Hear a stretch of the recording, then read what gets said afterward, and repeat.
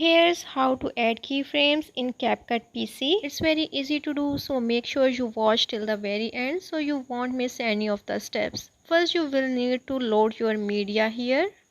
After that, you have to keep your key at the place where you want to add a keyframe.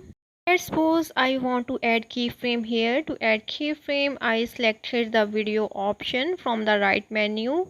Then I selected the basic. Now here you have to click on this icon.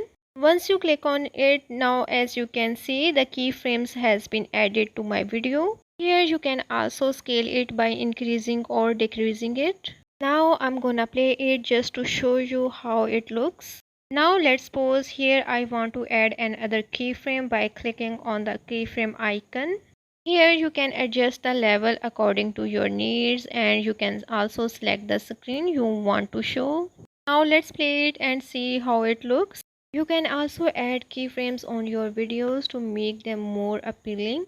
As you can see, it's zooming in my screen at the particular point and where I want. Now let's add another keyframe before the end of the video.